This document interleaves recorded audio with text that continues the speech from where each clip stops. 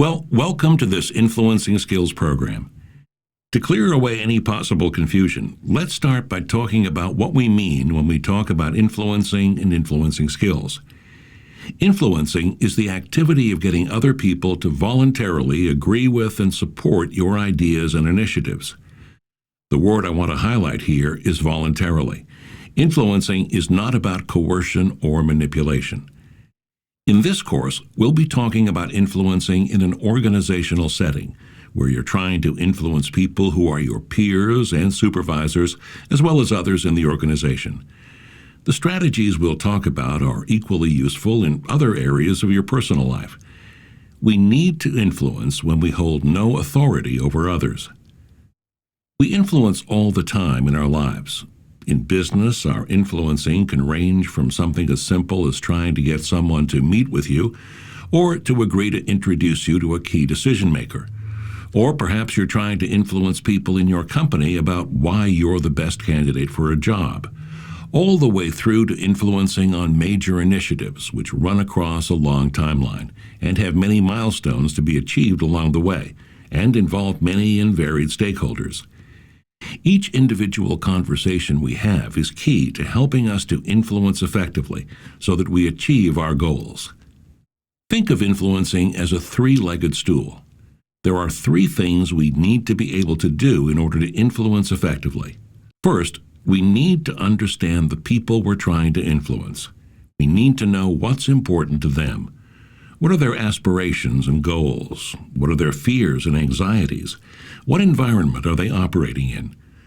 We need to get a clear picture of what's important to them and why they might embrace or resist our idea. Let's call this leg insight and understanding. Second, we need to have a message that is clear, understandable, and relevant to the receiver. That sounds obvious, but it's very easy to construct a message that the receiver just doesn't get or doesn't see the connection to. Let's call this leg of the stool clarity and relevance. And third, we need to communicate with these people in a style that they're receptive to. We can analyze their communication style and come to a pretty accurate understanding of the best way to communicate with them. Let's call this third leg of the stool tailoring communications. Before we continue, let me provide you with a high-level overview to our planning approach. Let's call it our influence ladder. The steps on this ladder will help us to ensure we have a balance of the three legs when influencing. The first step of the ladder. Analyze your stakeholders. Who are they? What is their style? What is of interest and what's important to them?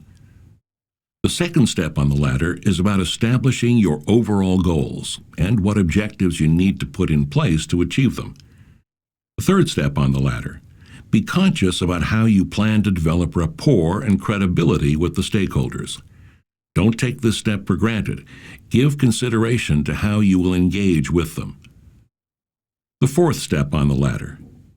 Think about the questions you need to ask to gain further understanding of the stakeholder and their needs and interests, attitudes, and concerns about your idea.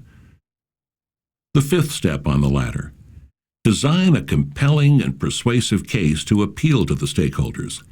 Help them to understand what your proposal or ideas will mean for them. The sixth step on the ladder.